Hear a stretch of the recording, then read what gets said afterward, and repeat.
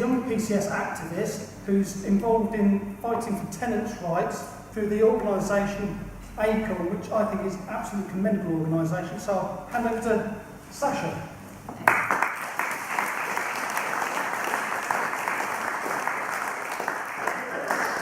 Hello, my name is Sasha. Can everyone hear me? Yes. Okay.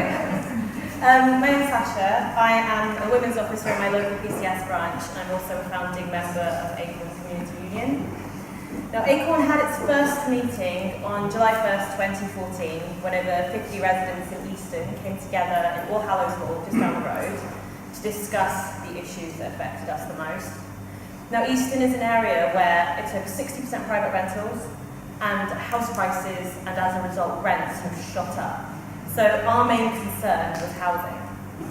And so our first campaign was decided by that meeting, and from then, from a handful of activists, we now have thousands of members and branches all over the country who are doing really stellar work in their local communities. Our campaign to end extortionate letting fees has put real pressure on letting agents. They absolutely hate us at the moment. We've used direct action to resist the revenge evictions of families, and we've had our ethical lettings charter adopted as policy by Bristol City Council. So we've got a support group online that helps people with advice and support, advice and information, and it's been amazing to watch. Every single time tense issues come up on social media, someone mentions ACORN. And just watching that momentum build has been an incredible experience. But I also want to go a little bit further than just blowing our trumpet and saying how amazing we are, because ACORN is a reaction to a social crisis in this country. And that crisis is austerity. And what that means is the scaling back of any state provision of any social good. It means the erosion of workers' rights, and it means a housing crisis. Now, ACORN came about to combat that housing crisis, and little by little, we're making a real difference. But I want to tell you about, firstly, how we've done it, and secondly, what we think we need going forward. Because we need, as ACORN, we need to organise. Because organising is the only way to fight austerity, to build working class power from the bottom up. There are no shortcuts and no quick fixes. And going back, we see that the political decision was made by successive governments to scale back house building, especially after the 2008 crash. So providing decent homes for working class people was no longer a political priority. Or if it ever was, really. But definitely wasn't. Definitely wasn't after that. So instead, we made a decision to rescue the financial sector, and we've been paying for that. We have been paying for the large-scale transfer of public wealth into private hands for the last decade. Austerity has been my entire adult life. And it changed the structure of the economy, so the ruling class made a decision that it was safer to speculate on the housing market than invest in homes. And it was safer to speculate on the financial markets than it was to invest in jobs and invest in industry. There's a huge amount of our money sitting in banks because they took it, and they're sitting on it because speculating makes more money than in long-term investment in jobs and homes. And that's not isolated to the private sector. Kensington and Chelsea Borough Council's capital reserves exceed £200 million. And the government is doing everything in their power to facilitate that. Now, speculating on the housing market has been one of the easiest ways to make money, and especially if you're as rich as the banks, you really don't need to spend much to make a tidy profit, especially in London, the South East, and now increasingly the South West. So obviously house prices have gone up. And now when we put all that money in the financial sector, that meant that pensions were slashed. So we've seen public sector pensions being decimated, and private sector pensions were caught up in the crisis. And so people, terrified of the future, whenever they've had a bit of money, have decided to invest in property. And now we have buy-to-let landlords, people who decided there's no point in saving for a pension. They're going to buy a second property and have a little bit of rental income on the side as well. And now that's not a huge chunk of the population, but the percentage of people doing that has absolutely boomed. And buy-to-let mortgages, they have minimum yield amounts. So the rate of profit on those properties isn't set by the market, it's set by the banks. And while this is all happening, no one's building houses. And so house prices go up even more, and when house prices go up, the rent goes up. Now, one of the biggest issues that we found in Easton when we were first starting out was damp. Now, Easton has well-built Victorian terraces. They provided good homes for generations. And now we have huge problems with damp in rented properties, and our members' children are being sent to hospital with respiratory problems because of the damp in their homes. Now, houses become damp when the people that live in them can't afford to heat them. Houses become damp when tenants are so scared of complaining to their landlord that they'll live somewhere with black mould growing on the walls until their babies have problems breathing. And most of the landlords we organise tenants against aren't rogue landlords. There are a few that have like huge property portfolios. But most of them, what we're dealing with often is terrified tenants who aren't earning enough to keep their property, aren't earning enough to cover the rent, and a landlord who's dictated to by the bank and desperately trying to get the best return on what they think is their pension and is their kids' future. And a public sector that cannot afford the rights that we won barely a generation ago.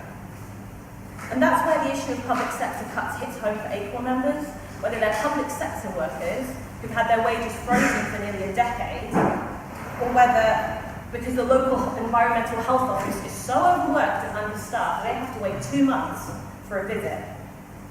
And because of the chronic lack of social housing, those tenants who are being evicted, until recently, were told you stay in your house until the bailiff throws your things out into the street, or you will be intentionally homeless, and the council will wash their hands of you. Still now, with wages stagnating and precarious work the norm, if you're evicted because you're in rent arrears, the council has no duty to home you. Now, if they're really lucky, they'll be put in emergency accommodation. And emergency accommodation is a family squeezed into one room, provided by private companies like Connolly and Callahan in Bristol, where they're paid obscene amounts of money to allow a family to live in fear and squalor. They're using public money to make a select few people stinking rich because apparently we can't afford to solve the problem. And now, we know that this is an ideological war waged by the Conservative Party. We know that Tory governments will always underfund labour areas. It's not that they don't know what the effects will be, it's a deliberate political decision. But, and I say this as an active member of the Labour Party, as someone who took a week off work to canvass all over Bristol in the recent general election, it was a Labour council who sold off £2 billion worth of public assets in Harringay, that sold off people's homes from under their feet without telling them, knowing that those homes might be demolished. It's Labour councils cutting the wages and hours of teaching assistants in Derby and Durham. And here, in Bristol, it is a Labour council that's telling us it has no choice but to implement austerity. And they're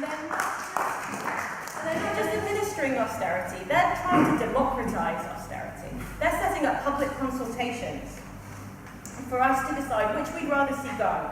Libraries, school crossing patrols, or public toilets. We have to choose whether poor parents have somewhere for their kids to read, or whether everyone can have the dignified use of a toilet that's not on the whim of a business. And that's in addition to sacking 1 in 10 staff, cutting adult social care services, and getting rid of vital spaces for disabled children. And saying that their Tory cuts on a loop isn't good enough.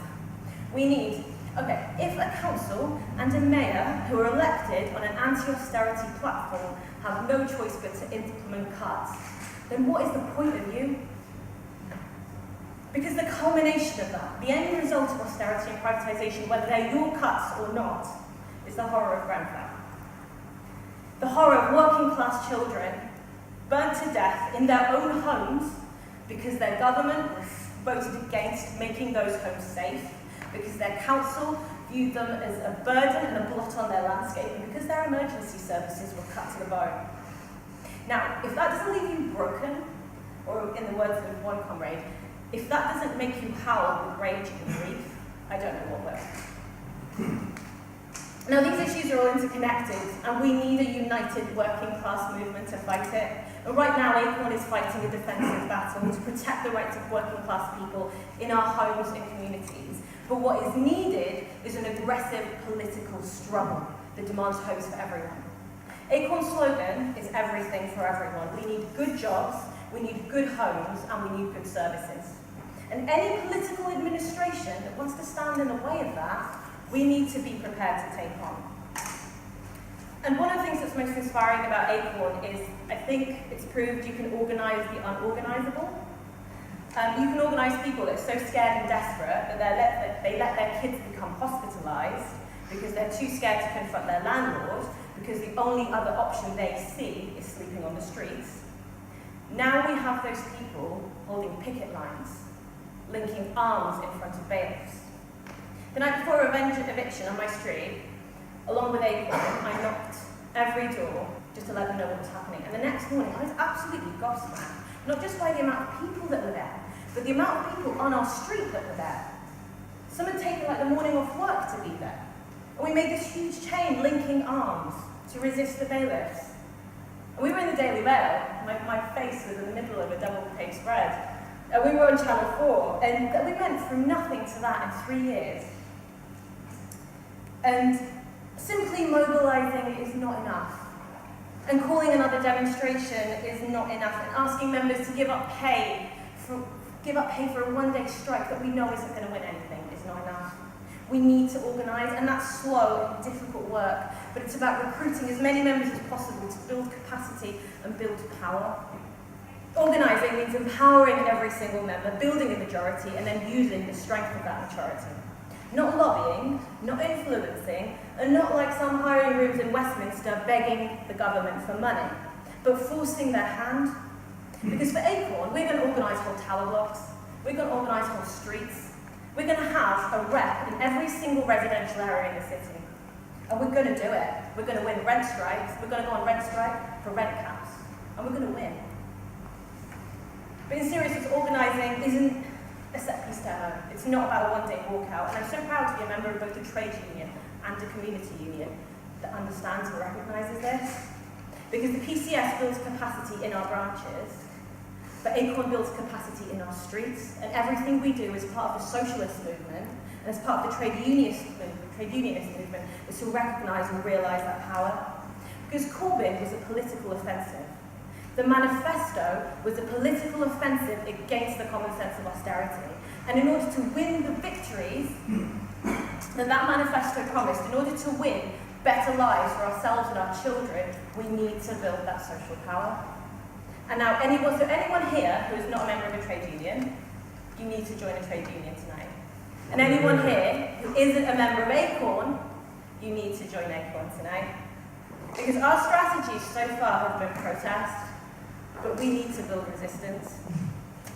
Thank you for listening.